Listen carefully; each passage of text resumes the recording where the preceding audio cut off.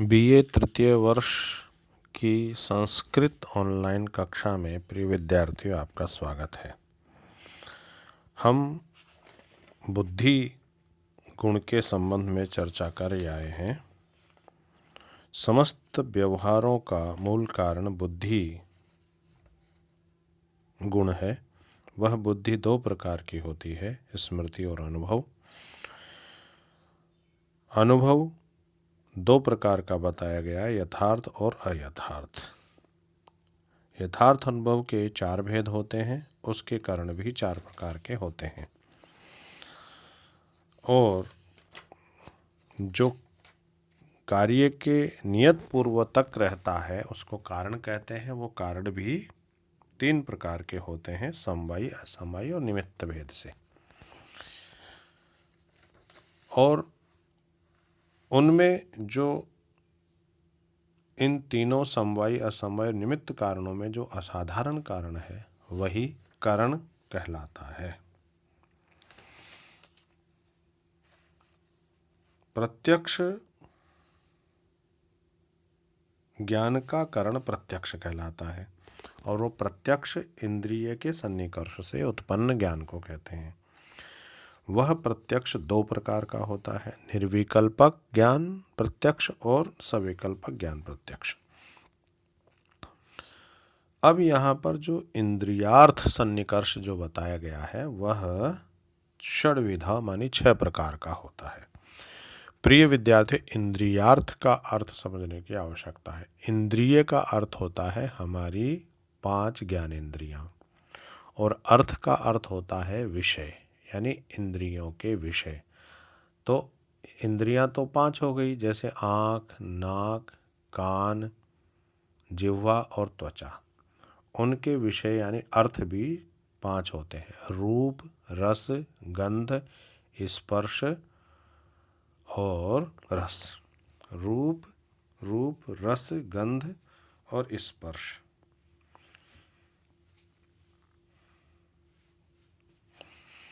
तो इन इंद्रियों के जो विषय हैं उनसे इंद्रिय का जब विषय से संपर्क होता है, समवाय होता है, सन्निकर्ष होता है,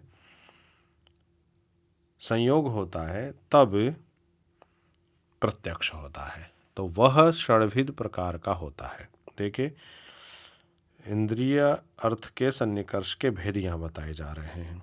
देखिए, प्रत्यक्ष ज्ञान हेतु इंद्रियार्थ सन्निकर्ष षड्विधा। कहा, साक्षात्कारात्मक ज्ञान का जो हेतु इंद्रियार्थ सन्निकर्ष है वह 6 प्रकार का होता है। अर्थात इंद्रिय का अर्थ का सन्निकर्ष 6 प्रकार का होता है। सन्निकर्ष का अर्थ है संयोग।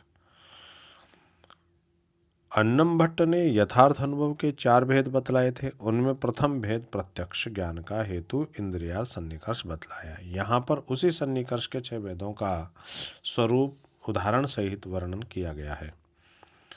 तो ये जो 6 प्रकार के होते हैं वह कौन कौन से हैं? संयोग, संयोगः, संयुक्त समवायः, संयुक्त संवेद समवायः, समवायः, संवेद समवायः और विशेषण विशेष्य भावश्च। ये 6 प्रकार के होते हैं। क्रम से एक बार फिर देखें। पहला है संयोग सन्निकर्ष, दूसरा है संयुक्त समवाय सन्निकर्ष, तीसरा है संयुक्त संवेद समवाय सन्निकर्ष, चौथा है समवाय सन्निकर्ष और पांचवा है संवेद समवाय सन्निकर्ष। तो ये 6 प्रकार से प्रत्यक्ष होता है। अब यहाँ पर कहा कि चक्षुषा घट प्रत्यक्ष जन्य संयोग सन्निकर्षः। कहा, आँख से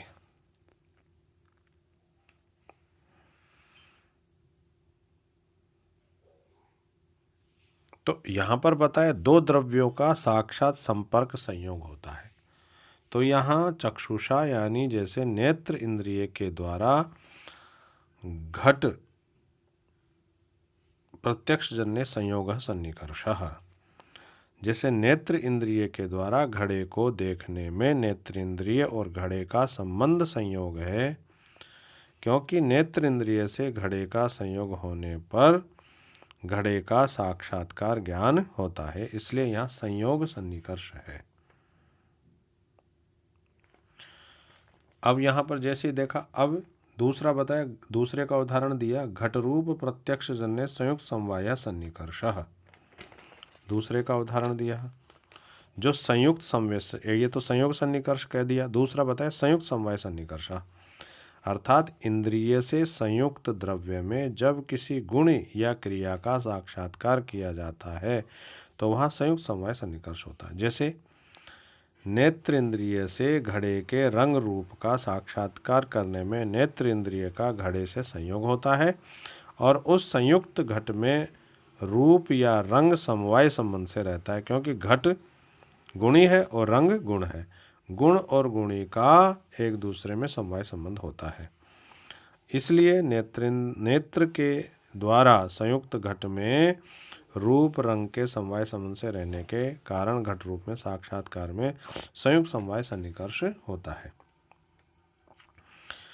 तो यहाँ पर कही दिया कि घट रूप प्रत्यक्ष जन्य संयुक्त समवाय सन्निकर्ष चक्षु संयुक्त घटे रूप से समवायात, चक्षु के संयुक्त घट में रूप का समवाय होने से यह संयुक्त समवाय सन्निकर्ष।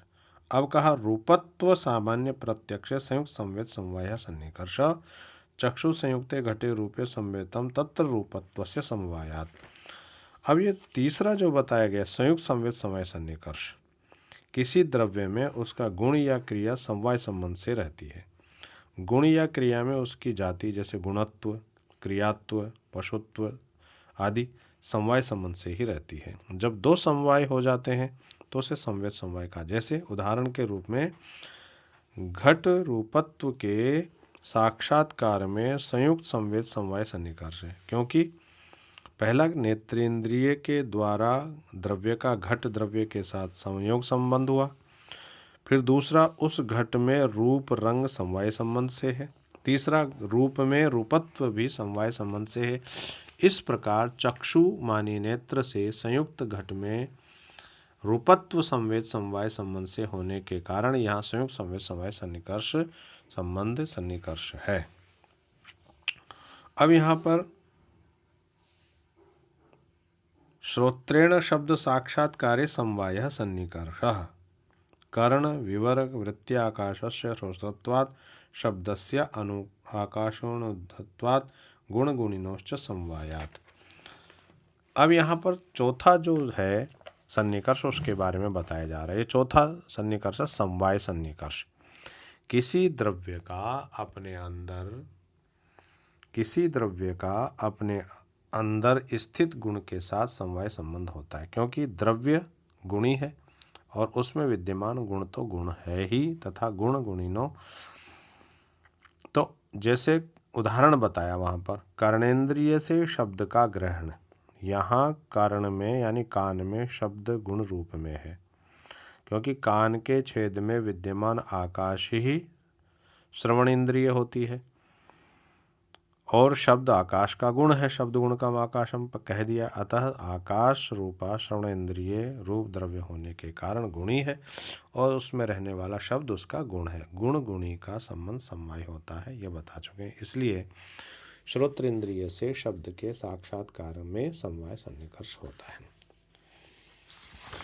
अब पांचवा बताया गया शब्दत्व साक्षात्कारे संवेद समवाय सन्निकर्षः।